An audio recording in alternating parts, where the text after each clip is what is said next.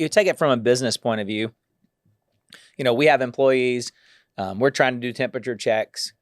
What changes? You used to have if you came to sit to work blowing your nose, I don't feel good, but I'm here and I'm working, you got a gold star, I don't think, doesn't seem like that's going to be the case going forward. Or are employers going to give more sick days to encourage people to be home? Or they're going to be, hey, if you prove you're sick, unlimited days? What's going to change in the employer-employee relationship? I mean, I think for sure, even I'm super guilty of it. Historically, if I felt bad, but not super bad, I would still come to work. Cold, just go in my office, close the door and work through it. Now you're starting to think about that was a terrible idea. I put everybody I work with at risk. So you have to reevaluate that part. I'd like to see a world where you have people saying, if you're sick, don't come to work. And that may mean, flexibility about working hours, flex time here and there, increasing PTO, maybe, but that it's such a slippery slope when you get unlimited PTO.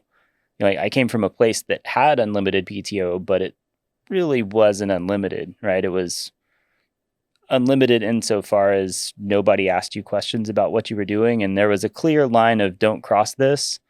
So I mean, do you get to like elementary school where you require a sick note from the doctor?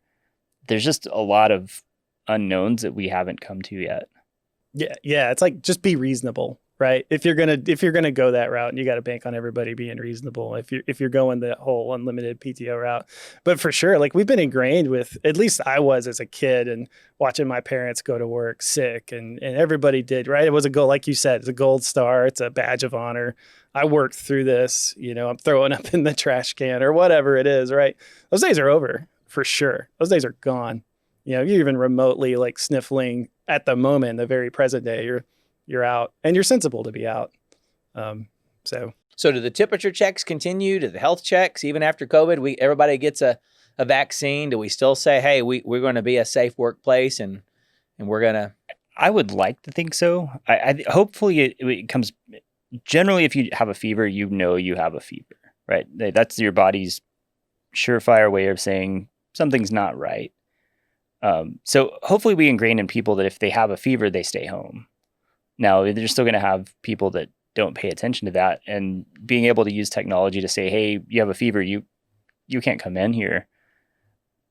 If it's easy, we've explored some options about, scanning temperatures that are really easy. Why wouldn't you do that all the time? As long as you're not invading reasonable expectations of, hey, I know you're sick and I can see your, colostomy bag through this camera, that gets a little weird. But if you're just checking temperature, I think it continues. I can see it continue, especially where you have a workforce in like a dense, like close proximity, I guess is what I'm trying to say.